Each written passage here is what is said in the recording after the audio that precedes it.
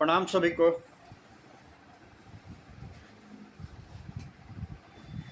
सबसे पहले गायत्री मंत्र करते हैं और गायत्री मंत्र करके परमात्मा को आवाहन करते हैं।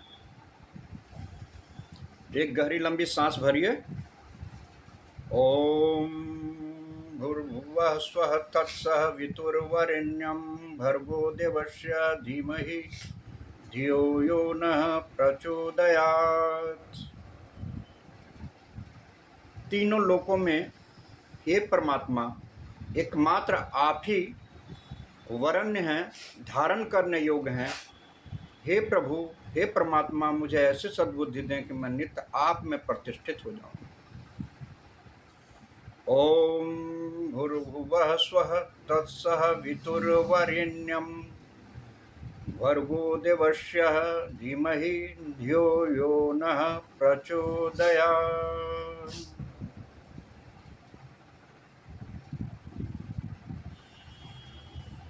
धीरे धीरे गहरी लंबी सांस भरें और धीरे धीरे श्वास को पूरा छोड़ें। सांस की लंबाई को बढ़ाना है। सांस अभी छोटी है, इसे पेट तक लेके जाएं। अर्थात जब श्वास भरें तो कंठ तक भरें और जब छोड़ें तब पूरा श्वास को बाहर करें।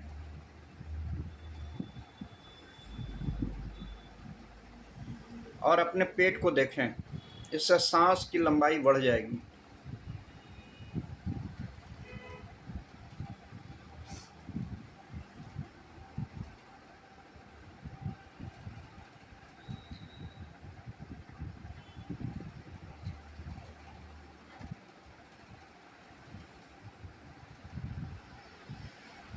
धीरे धीरे श्वास को पूरा गहरा लंबा भरें और धीरे धीरे श्वास को पूरा छोड़ें।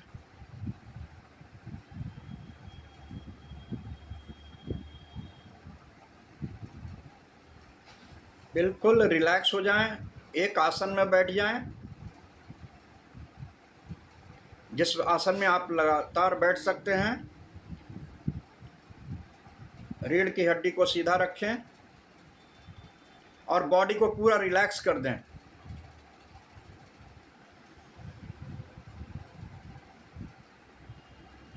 अवस्थाएं देखिए, 3 है: सॉलिड, लिक्विड और गैस। मन में ज़्यादा विचार आना ये सॉलिड है, अभी विचार बहुत सारे आ रहे हैं। धीरे धीरे गहरा लंबा श्वास लेते रहें, धीरे धीरे पूरा श्वास को निकालें। जब श्वास की लंबाई बढ़ेगी तो मन में विचारों की संख्या कम हो जाएगा। यानी इसका अर्थ हुआ कि अब आपका जो सॉलिड फॉर्म था वो लिक्विड फॉर्म में आ गया।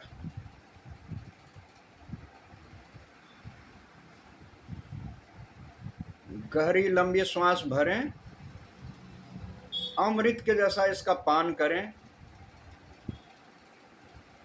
क्योंकि आपके शरीर को स्वस्थ रखने के लिए ऑक्सीजन की ही आवश्यकता है। सेल्स के जो माइटोकॉन्ड्रिया है वो ऑक्सीजन की उपस्थिति में ही एनर्जी फॉर्म करता है। हम श्वास पे अपना ध्यान ही नहीं देते हैं। श्वास छोटी होती है, फलस्वरूप हमारे सभी सेल्स तक वो पहुंच नहीं पाती है। हमारा प्रयास हो कि हम अपने सेल्स को, एक एक शरीर के एक एक सेल्स तक हम अपने ऑक्सीजन को पहुंचा दें। तब यही प्राण जो आप सॉलिड भर रहे थे, यही प्राण उदान, समान, अपान और व्यान में परिवर्तित हो जाएगा। मन की शांति मिलना ही आप समझिए उदान है। डाइजेशन सही हो जाना ही समान है। और आपका एक्सक्रीटरी ऑर्गन प्रॉपर वर्क करने लगे तो समझिए कि आपका अपान वायु भी ठीक ठीक काम करने लगा है। और व्यान वायु जो है ये सभी को अनुशासित रखता है। इसलिए आप इन चीज़ों पे ध्यान ना दे करके अपने खूब पूरा ऑक्सीजन को भरें जहाँ भी बैठें वहाँ पे स्वस्थ हवा, स्वच्छ हवा हो। इसको ऐसे समझिए कि जैसे कभी आपने देखा होगा कि हवन होता है, तो हवन के दौरान अगर बहुत सारी लकड़ी को डाल दिया जाए और चारों तरफ से लोग खड़े हो जाएं, तो आप देखिएगा कि वो जलता नहीं है बल्कि बुझ जाता है। तब आप कहते हैं कि ज़रा सा सामने से जगह छोड़िए ताकि हवा पूरा पहुँचे। जब हवा आने लगती है और लकड़ी को ठीक ठीक व्यवस्थित रखा जाता है, तो आप देखते हैं कि वहाँ अग्नि प्रज्वलित हो जाती है। यही व्यवस्था अभी भी हम कर रहे हैं कि अपने श्वास की लंबाई को जब आप बढ़ाएंगे और पवित्र श्वास आपके भीतर जाएगा, तो आपकी बुद्धि पवित्र हो जाएगी, आपका मन पवित्र हो जाएगा। लेकिन श्वास की लंबाई जब मैं कह रहा हूँ बढ़ाने के लिए, तो नाभि के ठीक नीचे वहाँ पे स्वाधिष्ठान चक्र है, जहाँ पे चित्त है। यह चित्त एक्टिवेट होता है, जिससे आपकी चित्त पवित्र होने लगेगा। तो ये श्वास लेना और श्वास छोड़ना ही नहीं है, ये बहुत ही बारीक क्रिया है। और मैं सभी को आमंत्रित इसलिए करता हूं ताकि वो लाइव प्रोग्राम में जुड़ करके इसका लाभ उठाएं। वीडियो देख करके वो फ़ायदा तो नहीं मिलेगा जो लाइव प्रोग्राम में आपको मिलेगा। लाइव प्रोग्राम में आप बात भी कर सकते हैं, पूछ भी सकते हैं। तो अभी हमें हवन को आप समझिए कि ये हवन का ही कार्यक्रम हो रहा है। पूरा पूरा आप ऑक्सीजन भरें, ताकि आपकी एक एक सेल्स की एक एक माइटोकॉन्ड्रिया तक वो आपकी ऑक्सीजन पहुँचे, और आपके शरीर के सभी अंग, जहाँ भी कोई रोग बीमारी है, उसको ज़रूर आप देखें। देखने मात्र से मन वहाँ पे पहुँच जाता है।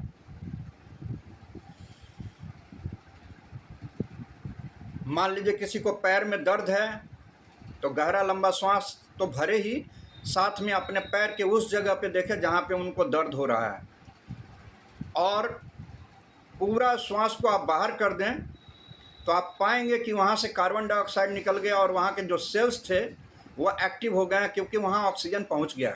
आपकी माइटोकॉन्ड्रिया वहाँ पे सेल्स जो है वो एक्टिवेट हो गया है। यही हमारी इम्यूनिटी है।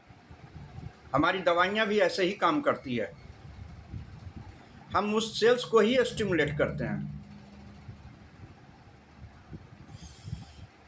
गहरी लंबी सांस भरते रहिए, एक एक श्वास को पे आप नियंत्रण करना सीखिए।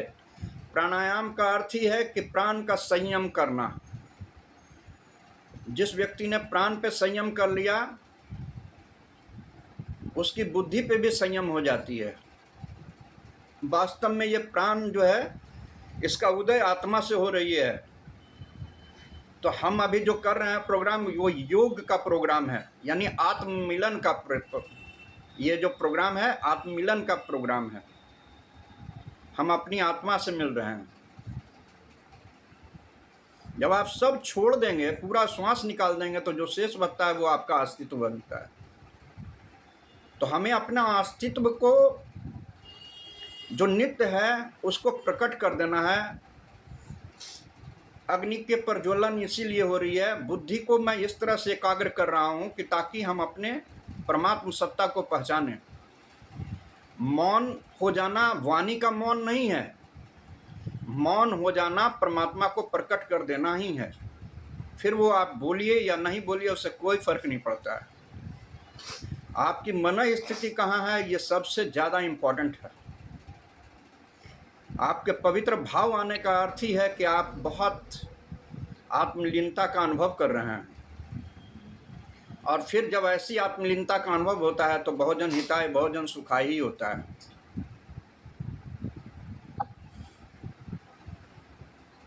खूब गहरी लंबी श्वास भरें,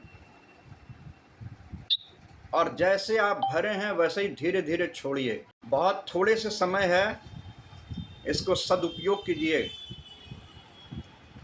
बैठिए तो पूरा ही संयम के साथ बैठिए। अपनी बुद्धि को अभी अपने सिर्फ और सिर्फ प्राण पे लगाइए। अपने आने जाने वाला श्वास को ही देखते रहिए। यही वर्तमान है। वर्तमान में हो जाना का अर्थ है अपनी आत्म मिलन होना, बुद्धि को उस कार्य पे ही स्थित कर देना जो आप कर रहे हैं। तो अपने श्वास को देखिए, श्वास आ रही है, श्वास जा रही है। कहीं भी आपको कोई जो परेशानी हो रही है, आप उस अंग पे देखिए, आपका वहाँ पे ऑक्सीजन पहुँच जाएगा। वहाँ पे किसी हाथ और पैर की कोई आवश्यकता नहीं है, आपके विचार से वहाँ पे ऑक्सीजन पहुँच जाएगा और आप स्वस्थ हो जाएंगे। स्वस्थ कैसे होंगे? क्योंकि वहाँ ऑक्सीजन पहुँच गया, सेल्स जो डीएक्टिवेट था वो एक्टिवेट हो गया।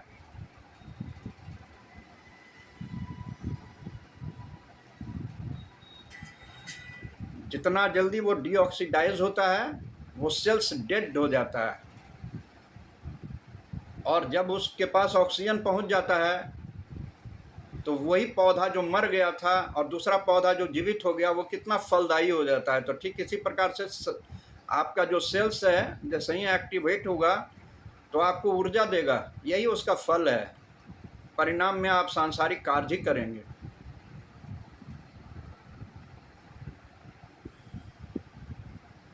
हमारा ये प्रोग्राम का उद्देश्य है कि हम ना सिर्फ शरीर के बल्कि शरीर के सबसे स्मॉलेस्ट यूनिट को जो सेल्स है उसमें ऑक्सीजन पहुंचा दें।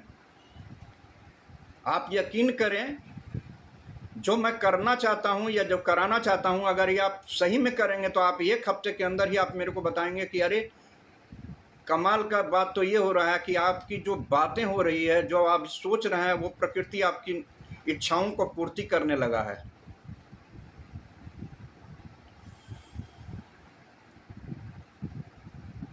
आप सभी जानते भी हैं कि मैं बाल के द्वारा ड्रग एनर्जी को ट्रांसमिट करता हूं, और बहुत से लोगों को इसमें आश्चर्य होता है। आश्चर्य इसलिए होता है कि क्योंकि हम अपने आप को सीमित कर लिए हैं। हम सोचते हैं कि हम शरीर मात्र हैं, लेकिन जो ऊर्जा मैं अभी आपको जिस ऊर्जा के क्षेत्र में ले जा रहा हूं, आप जितना इस शरीर के बोध से जुड़े रहेंगे, युक्त रहेंगे, उतना ही आप योग से वंचित रह जाएंगे। आपको यह सोच लेना है कि मैं शरीर नहीं, मैं यह प्राण हूं। तो हम सभी मात्र शरीर ही नहीं है, और आत्मा तो इन 5 कोषों के भीतर में है। मैंने पिछले प्रोग्राम में भी बताया था कि मैं अन्नमय कोष अर्थात मैं शरीर नहीं हूँ, मैं प्राणमय कोष भी नहीं हूँ, जो श्वास आ रहा है जा रहा है वो भी नहीं हूँ। और मन क्या है? प्राण की अभिव्यक्ति ही तो है। जैसे आपका प्राण होगा वैसा ही आपका विचार, आपके मन होंगे। तो लेकिन हम सभी मन भी नहीं हैं, अर्थात मनोमय कोष भी नहीं है। और विज्ञानमय कोष क्या है? जो बुद्धि मन को नियंत्रित करती है, यह विज्ञानमय कोष है। हम सभी बुद्धि के द्वारा ही दाएं बाएं हो जाते हैं। जो काम करना चाहिए वो काम नहीं कर पाते हैं। दाएं बाएं का अर्थ है, हम अपने श्वास के बारे में देखें तो दाएं और बाएं को देखिए जरा। एक है इंगला और दूसरा है पिंगला। तो न बाएं चलना है न दाएं चलना है। इसका मतलब ये हुआ कि ना भोग करना है और ना दमन करना है, बल्कि समझ को ठीक ठीक रख के जीवन को सही दिशा से जीना है। सुषुम्ना नाड़ी का अर्थ ही है कि आपकी समझ एक्यूरेट आ जाएगी, एक्यूरेसी आ जाएगी। अब जमाना देखिए एआई का हो गया है, टेक्नोलॉजी एआई की हो गई है। आप उसको कोई भी उस प्रोग्राम में सब सेट है, जैसे ही आप कुछ डालेंगे तो वो परफेक्ट एक ही बात को बोलेगा। लेकिन क्या हम उससे ये नहीं सीखते हैं कि हमारी बुद्धि भी ऐसी ही हो? हमें तो सिर्फ परमात्मा है, हमसे अच्छा मशीन काम कर रहा है। लेकिन देखिए दुर्भाग्य है कि आज की जो सभ्यता है और संस्कृति है वो कितने नीच स्तर पे चला गया है कि हम अपने उस स्वरूप को नहीं जानते हैं जो हम हैं। और उसका कारण है हम अपने देह भाव से बंध गए हैं।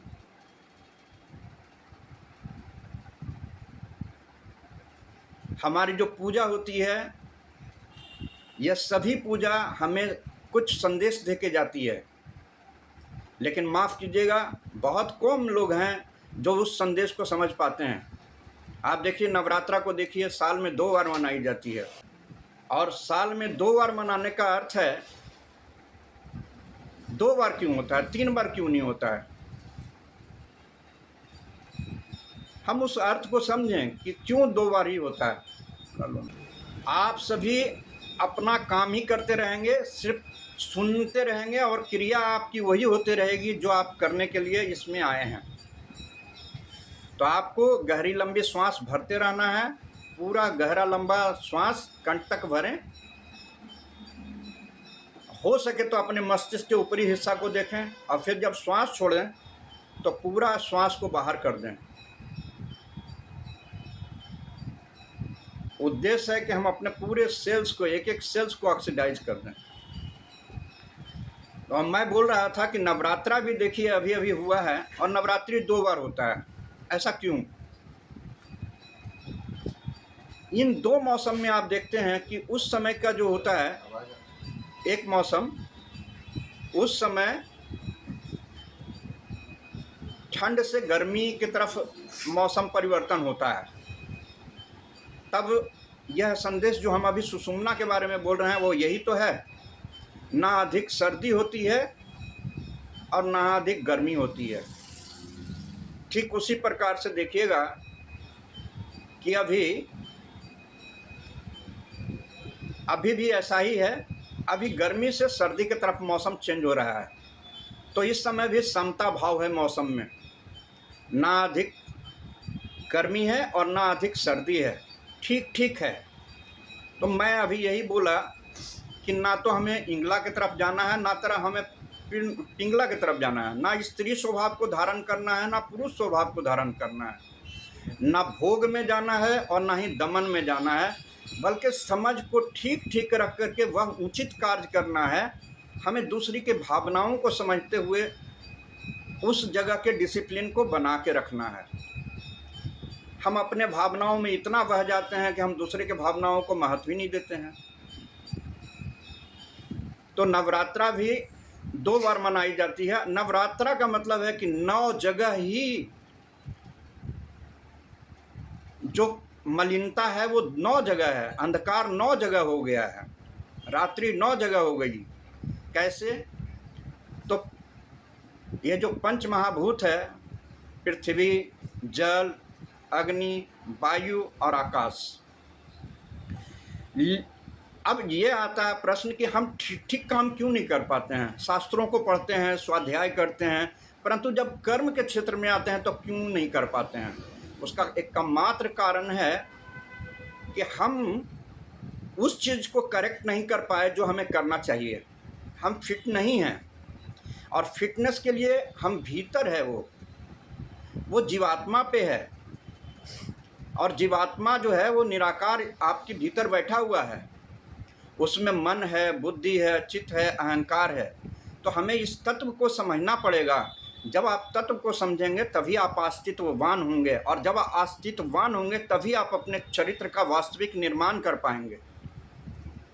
वो सत्ता जो परमात्मा ने भेजा है, परमात्मा ने किसी खास कार्य के लिए भेजा है, और वह खास कार्य है कि मनुष्य अपने आप को पवित्र करे, वह जाने। मनुष्य का मतलब है मन का होश में आ जाना, और मन तभी होश में आएगा जो कल आपने रावण को देखा कि रावण जला दिया गया। अरे वो अहंकार को जला दिया गया, कुंभकर्ण को जला दिया गया, और जला दिया गया मेघनाथ को जला दिया गया। ये सब क्या है? ये वास्तव में चित्त को पवित्र करना है, बुद्धि को पवित्र करना है, अहंकार को पवित्र करना है। अहंकार जब पवित्र होगा तो सत्य प्रकाशित हो जाएगा, और जो चित्त अभी अशुद्ध है वही चिन्मय सत्ता के रूप में प्रकट हो जाएगी। आप बिल्कुल वैसे ही देख पाएंगे परमात्मा को जैसे आप संसार की तमाम वस्तुओं को देखते हैं। वह अंदर भी दिखेगा, बाहर भी दिखता है। यही साक्षात्कार है।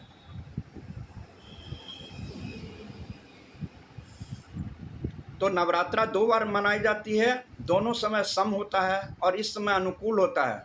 तब हमारे क्या होता है कि हमारा जो भीतर की जो क्रियाएं होती है इसमें चेंज होता है। आप देखेंगे कि इसमें जल तत्व बढ़ने से खांसी सर्दी हो जाती है, अग्नि तत्व बढ़ने से बुखार हो जाता है,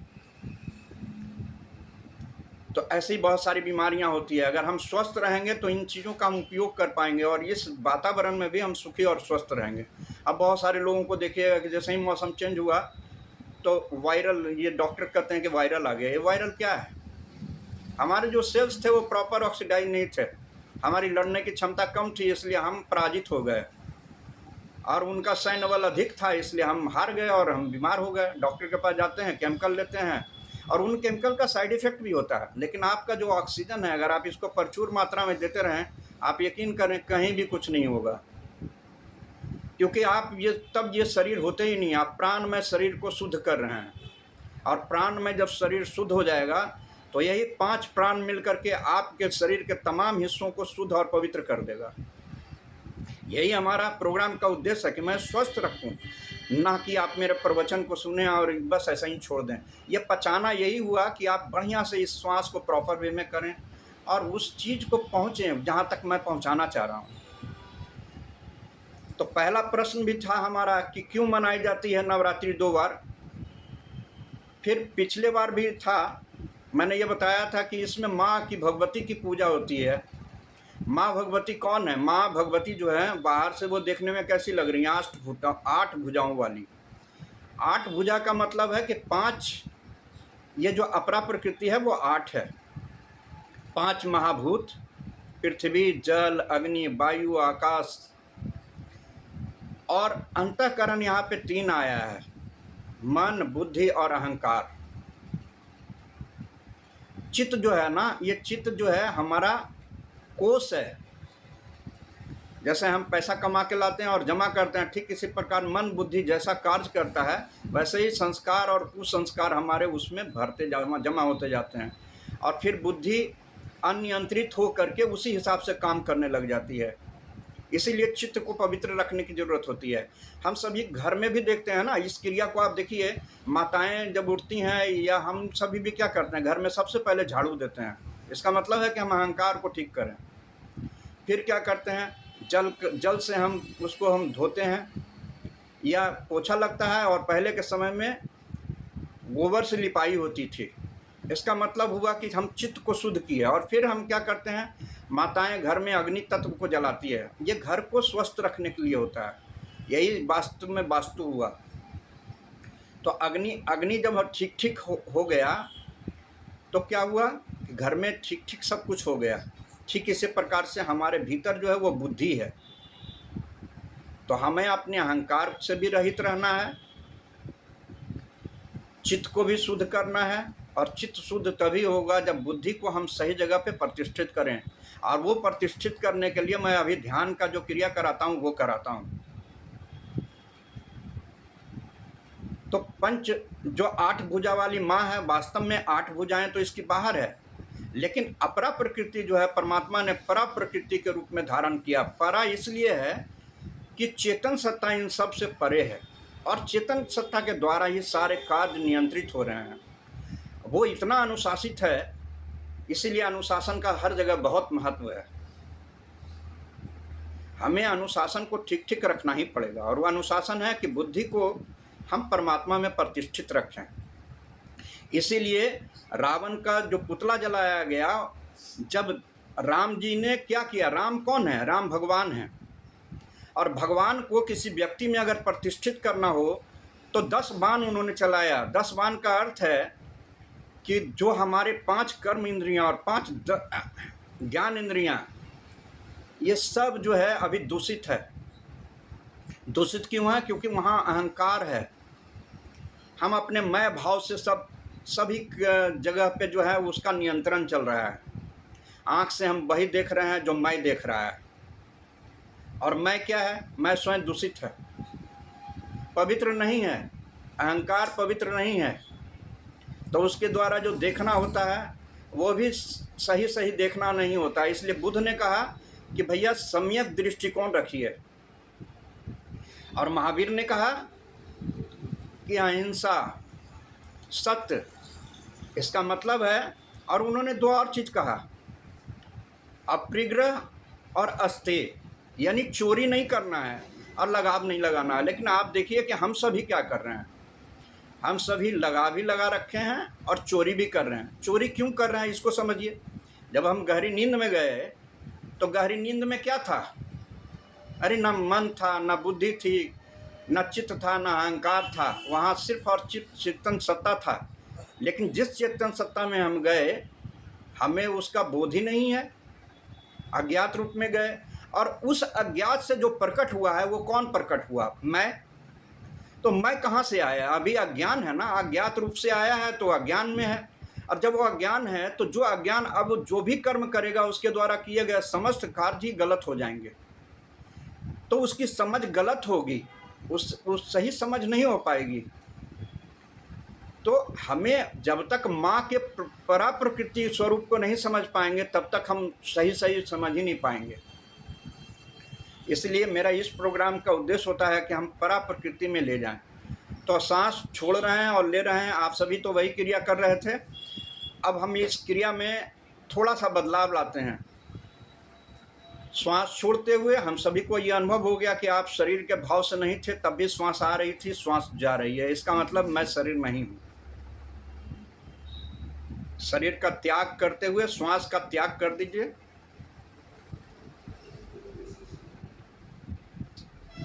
अब रेचक, पूरक और कुंभक जो हो रहा है उसमें जो नहीं है नाहम हो जाएगा। रेचक श्वास छोड़ना, पूरक श्वास भरना। मैं कौन हूं अपनी ही खोज कीजिए आप भीतर।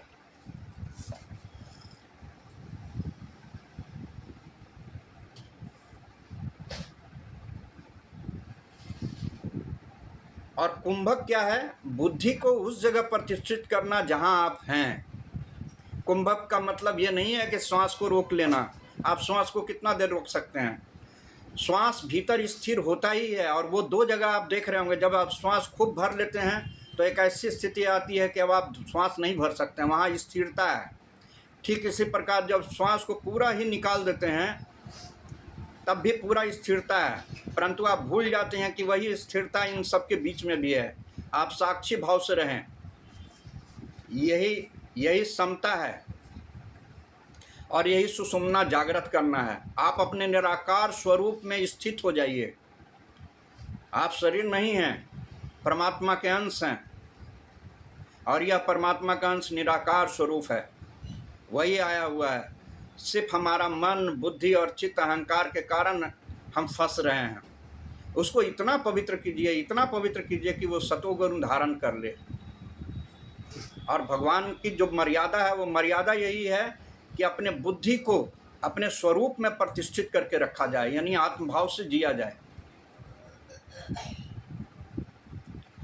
आत्म परिष्करण का अर्थ है कि अनात्म का मिटा देना और आत्मा में प्रतिष्ठित हो जाना। वो नित्य है, शाश्वत है, उसको कहीं से प्रकट करने की जरूरत नहीं है, बल्कि जो अप्रकट है और प्रकट हो गया है गलती से, बस उसको मिटा देना है।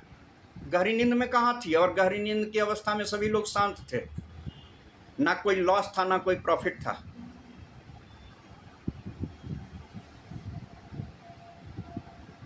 तो श्वास छोड़ते हुए मैं शरीर नहीं हूँ। अब जब शरीर को आप छोड़ दिए कि मैं शरीर नहीं हूँ, तो आप देखते हैं कि मन में विचार आ रहे हैं, विचार जा रहे हैं, लेकिन आप विचार को देख रहे हैं, इसका मतलब कि आप विचार भी नहीं है। तो श्वास छोड़ते हुए मैं मन भी नहीं हूँ। देखिए, मैं इतना इसलिए बोलता हूँ ताकि आप इन सब बातों को समझिए और इन बातों में से सार तत्व को निकाल करके आप प्रैक्टिस में लाइए। बोलूँगा नहीं तो उस तत्व को आप समझ ही नहीं पाएंगे जो मैं कहना चाहता हूँ या जब करना चाहता हूँ। मेरे को जो आनंद मिल रहा है, जो मेरे को सुख मिल रहा है, वही मैं चाहता हूँ कि आपको भी मिले। मैं तो श्वास ले भी नहीं रहा हूँ, छोड़ भी नहीं रहा हूँ, लेकिन फिर कौन सा सत्ता से जुड़ा हुआ हूँ कि ऐसे ऐसे शब्द आ रहे हैं? क्या कोई व्यक्ति ऐसा शब्द बोल भी सकता है क्या? जब व्यक्तित्व नष्ट हो जाएगा तभी परमात्मा का वो शब्द होता है, परमात्मा वाणी होती है, और वही परमात्मा वाणी शास्त्रों में भी है। इसीलिए हम जब वो सुनते हैं तो हम पवित्र हो जाते हैं और हमें शांति मिलती है।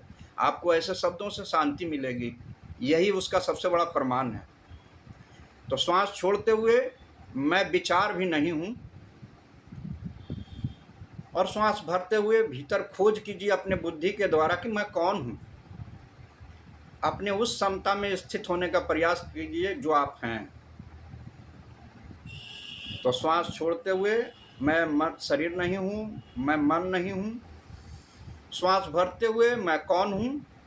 और श्वास जब रुकता है, रुकने का अर्थ है कि बुद्धि स्थिर हो गया, वहाँ कोई बातें नहीं हो रही है, कोई विचार नहीं है। मैं परम पवित्र आत्मा हूँ। अभी इसी मनोभाव से आपको चलना है, क्योंकि अभी आप अभ्यास कर रहे हैं। बाद में जब ये हो जाएगा तो आप समता के भाव से नित्य रहने लगेंगे। श्वास छोड़ते हुए मैं शरीर नहीं हूँ। जो विचार आ रहे हैं जा रहे हैं, मैं वह विचार भी नहीं हूँ।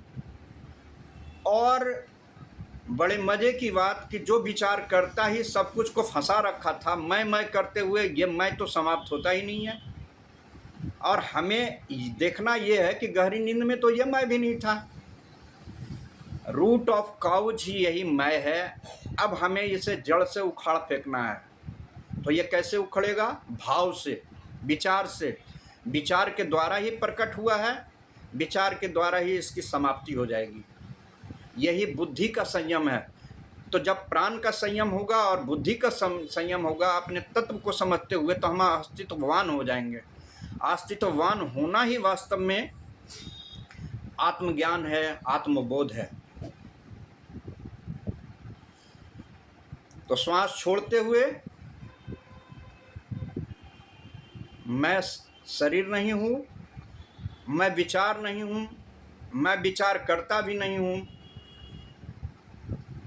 अब आपने सब कुछ जब छोड़ दिया तो सारे अनात्म निकल गए।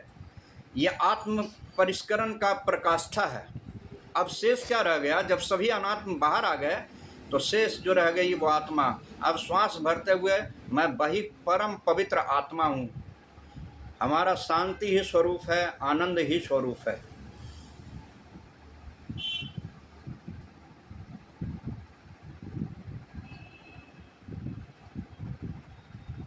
श्वास छोड़ते हुए मैं शरीर नहीं हूँ, मैं विचार नहीं हूँ,